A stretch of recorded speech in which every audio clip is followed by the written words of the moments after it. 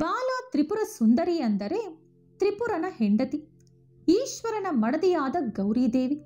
ಮನಸ್ಸು, ಬುದ್ಧಿ, ಆತ್ಮ ಹಾಗೂ ಅಹಂಕಾರ ಬಾಲ ತ್ರಿಪುರ ಸುಂದರಿಯ ಅಧೀನದಲ್ಲಿರುತ್ತದೆ.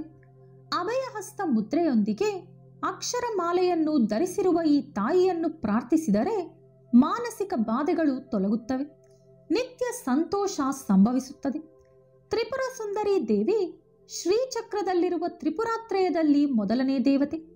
ಷೋಡಶ ವಿದ್ಯೆಗೆ ಈ ದೇವಿ ಅಧಿಷ್ಠಾನ ದೇವತೆಯಾದ್ದರಿಂದ ಉಪಾಸಕರು ತ್ರಿಪುರ ಸುಂದರಿಯ ಅನುಗ್ರಹಕ್ಕಾಗಿ ಬಾಲಾರ್ಚನೆ ಮಾಡುತ್ತಾರೆ.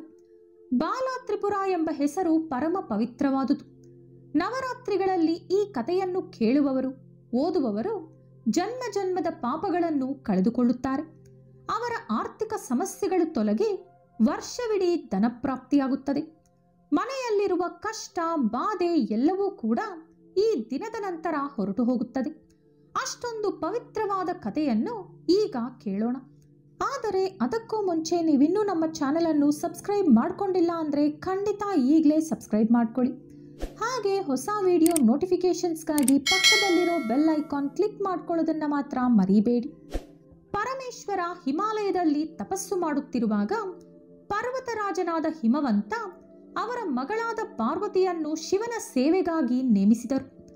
ಆ ಸಮಯದಲ್ಲಿ ಪಾರ್ವತಿ ಪರಮೇಶ್ವರನ ಸೇವೆಯಲ್ಲಿರುವಾಗ ದೇವಾನುದೇವತೆಗಳ ಕೋರಿಕೆಯ ಮೇರೆಗೆ ಮನ್ಮಥ ಅಲ್ಲಿ ಬಂದು ಶಿವನ ಮೇಲೆ ಪುಷ್ಪ ಬಾಣಗಳನ್ನು ಪ್ರಯೋಗಿಸಿದ. ತಪಸ್ಸಿನಲ್ಲಿದ್ದ ಪರಮೇಶ್ವರ ಅವರ ಮನಸ್ಸಿನಲ್ಲಿ ಉಂಟಾದ ಕಲವರಕ್ಕೆ ಚಿಂತಿಸಿ ಅದಕ್ಕೆ ಕಾರಣ ಮನ್ಮಥ ಎಂದು ತಿಳಿದುಕೊಂಡು ಕೋಪದಿಂದ ಮೂರನೇ ಕಣ್ಣು ತೊರೆದು ಮನ್ಮಥನನ್ನು ಭಸ್ಮಗೊಳಿಸಿದರು. ಕೆಲ ಕಾಲದ ನಂತರ ಆ ಭಸ್ಮದೊಳಗಿನಿಂದ ಒಬ್ಬ ಭಯಾನಕ ರಾಕ್ಷಸ ಉದ್ಭವಿಸಿದ. ಅವನೇ ಬಂಡಾಸುರ. ಈ ಬಂಡಾಸುರ ಬೆಳೆದು ದೊಡ್ಡವನಾಗಿ ಕಠೋರವಾದ ತಪಸ್ಸು ಮಾಡಿ ಪುರುಷರಿಂದ ಸಾವು ಸಂಭವಿಸಬಾರದೆಂಬ ವರ ಪಡೆದುಕೊಂಡ. ಅದರ ನಂತರ ಅವನು ದೇವತೆಗಳ ಮೇಲೆ ಯುದ್ಧ ಸಾರಿ ದೇವತೆಗಳು, ಮುನಿಗಳು, ಸಾಧುಗಳನ್ನು ಪೀಡಿಸಲು ಶುರು ಮಾಡಿದ. ಅವನ ಅಟ್ಟಹಾಸವನ್ನು ದೇವತೆಗಳಿಂದ ಸಹಿಸಲಾಗದೆ ಬ್ರಹ್ಮದೇವರ ಬಳಿ ಸಹಾಯ ಬೇಡಿದರು. ದೇವತೆಗಳ ಪರವಾಗಿ ಬ್ರಹ್ಮದೇವರು ಮಹಾವಿಷ್ಣುವಿನ ಮೊರೆ ಹೋದಾಗ ಕೇವಲ ಮಹಾಶಕ್ತಿಯಿಂದ ಮಾತ್ರವೇ ಬಂಡಾಸುರ ಸಾವನ್ನಪ್ಪುತ್ತಾನೆ ಎಂದು ತಿಳಿಸಿದರು ವಿಷ್ಣು. ಆಗ ಬ್ರಹ್ಮ, ವಿಷ್ಣು, ಮಹೇಶ್ವರರ ಸಮೇತ ದೇವತೆಗಳೆಲ್ಲರೂ ಸೇರಿ ಯಾಗವೊಂದನ್ನು ಪ್ರಾರಂಭಿಸಿದರು. ಆ ಯಜ್ಞಕುಂಡದೊಳಗೆ ಮಹಾವಿಷ್ಣು ಅವರ ಸುದರ್ಶನ ಚಕ್ರದೊಳಗಿರುವ ಶಕ್ತಿಯನ್ನು, ಬ್ರಹ್ಮದೇವರು ಅವರ ಕಮಂಡಲದೊಳಗಿರುವ ಶಕ್ತಿಯನ್ನು, ಶಿವ ಅವರ ತ್ರಿಶೂಲದೊಳಗಿರುವ ಶಕ್ತಿಯನ್ನು, ಇಂದ್ರ ವಜ್ರಾಯುಧದೊಳಗಿರುವ ಶಕ್ತಿಯನ್ನು ಸಮರ್ಪಿಸಿ ದೇವತೆಗಳ ಕಷ್ಟ ತೀರಿಸುವಂತೆ ಪರಾಶಕ್ತಿಯನ್ನು ಬೇಡಿಕೊಂಡರು. ಬ್ರಹ್ಮ, ವಿಷ್ಣು, ಮಹೇಶ್ವರರು ದೇವತೆಗಳಿಗಾಗಿ ಮಾಡಿದ ತ್ಯಾಗ ಪರಾಶಕ್ತಿಯನ್ನು ಮೆಚ್ಚಿಸಿ ಅದೇ ಯಜ್ಞಕುಂಡದೊಳಗಿನಿಂದ ಜಗನ್ಮಾತೆ ಹೊರಬಂದರು. ಅವರ ಶಿರಸ್ಸಿನ ಮೇಲೆ ರತ್ನ ಖಚಿತವಾದ ಸುವರ್ಣ ಕಿರೀಟವಿತ್ತು. ಅದರ ಮೇಲೆ ಅರ್ಧಚಂದ್ರ ಹೊಳೆಯುತ್ತಾ ಕಾಣಿಸುತ್ತಿದ್ದ. ಆಕೆಯ 4 ಕೈಗಳಲ್ಲಿ ಪಾಶ, ಅಂಕುಶ, ಕಬ್ಬು ಹಾಗೂ 5 ಪುಷ್ಪ ಬಾಣಗಳನ್ನು ಹಿಡಿದಿದ್ದಳು. ಆ ಜಗನ್ಮಾತೆಯನ್ನು ನೋಡಿ ಸಕಲ ದೇವತೆಗಳು ಅನೇಕ ರೀತಿಯಲ್ಲಿ ಕೀರ್ತನೆಗಳನ್ನು ಹಾಡಿ ಆಕೆಯನ್ನು ಪೂಜಿಸಿದರು. ಅವರ ಭಕ್ತಿಗೆ ಮೆಚ್ಚಿದ ದೇವಿ ಬಂಡಾಸುರನನ್ನು ಸಂಹರಿಸುವುದಾಗಿ ಅಭಯ ಕೊಟ್ಟರು. ಕೆಲ ದಿನಗಳ ನಂತರ ಪರಾಶಕ್ತಿ ಚತುರಂಗ ಪರಾಕ್ರಮದೊಂದಿಗೆ ಬಂಡಾಸುರನನ್ನು ಸಂಹರಿಸಲು ಹೊರಟರು. ಅವರ ಎಡ ಬಲಗಡೆ ವಾರಾಹಿ ದೇವಿ ಹಾಗೂ ಶ್ಯಾಮಲಾದೇವಿ ಬರುತ್ತಿದ್ದರು. ದೇವಿಯನ್ನು ನೋಡಿದ ಬಂಡಾಸುರ ಅವನ ಭಯಾನಕ ಸೇನೆಯನ್ನು ತಾಯಿಯ ಕಡೆ ಕಳಿಸಿದ. ಯುದ್ಧ ಶುರುವಾಯಿತು. ದೇವಿಯ ಸೈನ್ಯವು ಬಂಡಾಸುರನ ಸೇನೆಯನ್ನು ಸರ್ವನಾಶಗೊಳಿಸಿತು. ಆಗ ಬಂಡಾಸುರ ಅವನ 30 ಜನ ಪುತ್ರರನ್ನು ದೇವಿಯ ಸೈನ್ಯದ ವಿರುದ್ಧ ಕಳಿಸಿದ. ಆಗ ಪರಾಶಕ್ತಿ ಅವರ ಹಣೆಯ ಮಧ್ಯಭಾಗದಿಂದ ಬಾಲ ತ್ರಿಪುರ ಸುಂದರಿಯನ್ನು ಸೃಷ್ಟಿಸಿದರು. ಆಕೆಗೆ ಬಂಡಾಸುರನ ಪುತ್ರರನ್ನು ಸಂಹರಿಸೆಂದು ಆದೇಶ ಕೊಟ್ಟರು. ಪರಾಶಕ್ತಿಯ ಆದೇಶದ ಮೇರೆಗೆ ಬಾಲ ತ್ರಿಪುರ ದೇವಿ ಬಂಡಾಸುರನ ಪುತ್ರರನ್ನೆಲ್ಲ ಸಂಹರಿಸಿದಳು. ಅವನ ಪುತ್ರರೆಲ್ಲ ಮೃತಪಟ್ಟಿರುವುದನ್ನು ನೋಡಿದ ಬಂಡಾಸುರ ಅವನ 2 ಭುಜಗಳಿಂದ 2 ಭಯಾನಕ ರಾಕ್ಷಸರನ್ನು ಸೃಷ್ಟಿಸಿದ. ಒಬ್ಬ ವಿಶುಕ್ರ, ಇನ್ನೊಬ್ಬ ವಿಷಂಗ. ಅವರಿಬ್ಬರನ್ನು ಜಗನ್ಮಾತೆಯ ವಿರುದ್ಧ ಕಳಿಸಿದ ಬಂಡಾಸುರ.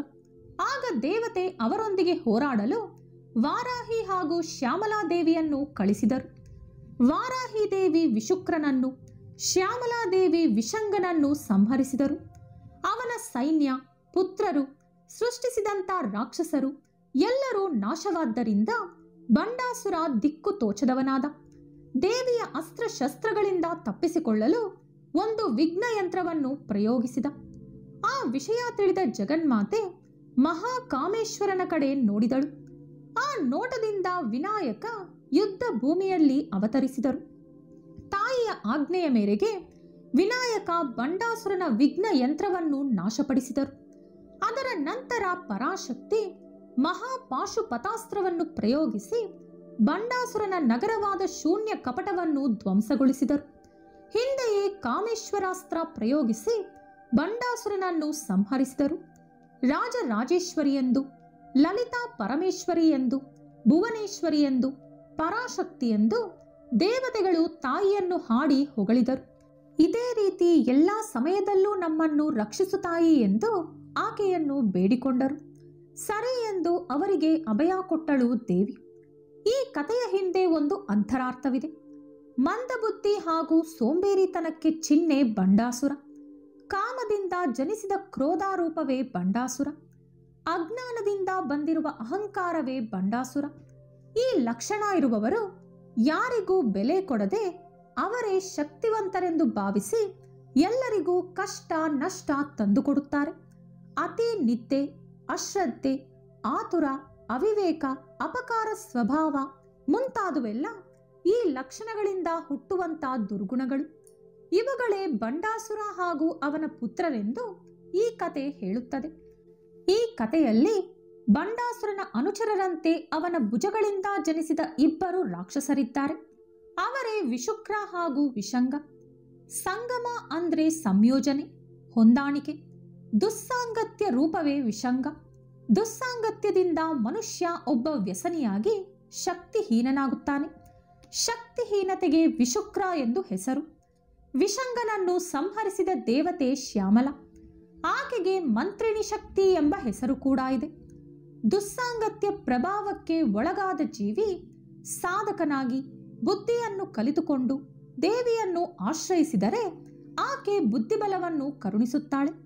ಅಂತಹ ಬುದ್ಧಿಬಲವೇ ಮಂತ್ರಿಣಿ ದೇವತೆ. ಬುದ್ಧಿಬಲದಿಂದ ಮನುಷ್ಯ ಅವನ ಆಲೋಚನಾ ವಿಧಾನವನ್ನು ಸರಿಪಡಿಸಿಕೊಳ್ಳಬಹುದು. ಪದಾಲೋಚನೆಯೇ ವಾರಾಹಿ ದೇವಿ. ಬುದ್ಧಿಬಲದಿಂದ ದುಸ್ಸಾಂಗತ್ಯವನ್ನು ತೊರೆದು ಇಂದ್ರಿಯ ನಿಗ್ರಹದಿಂದ ಶಕ್ತಿ ಸಂಪನ್ನನಾಗುವುದೇ ಸಾಧಕ ಪಡೆಯುವಂತ ಆನಂದ. ಹಾಗಾಗಿ ಯಾರು ಈ ಕಥೆಯನ್ನು ನವರಾತ್ರಿಯೊಳಗೆ ಕೇಳುತ್ತಾರೋ ಅಥವಾ ಹೇಳುತ್ತಾರೋ ಅವರಿಗೆ ರಾಜಯೋಗ ಪ್ರಾಪ್ತಿಯಾಗುತ್ತದೆ. ತಿಳಿದು ತಿಳಿಯದೆ ಮಾಡಿದ ಮಹಾಪಾಪಗಳೆಲ್ಲ ಹೋಗಿ ದೇವಿಯ ಅನುಗ್ರಹ ಸಿಗುತ್ತದೆ. ಈ ವಿಡಿಯೋ ನಿಮಗಿಷ್ಟವಾದಲ್ಲಿ ಲೈಕ್ ಹಾಗೂ ಶೇರ್ ಮಾಡಿ. ಇಂತಹ ಹೆಚ್ಚಿನ ಪೌರಾಣಿಕ ವಿಡಿಯೋಗಳಿಗಾಗಿ ತಪ್ಪದೇ ನಮ್ಮ ಚಾನೆಲ್ ಅನ್ನು ಸಬ್ಸ್ಕ್ರೈಬ್ ಮಾಡಿಕೊಳ್ಳಿ. ಮತ್ತೊಂದು ಕುತೂಹಲಕಾರಿ ಮಾಹಿತಿಯೊಂದಿಗೆ ಪುನಃ ಭೇಟಿಯಾಗೋಣ. ಧನ್ಯವಾದಗಳು.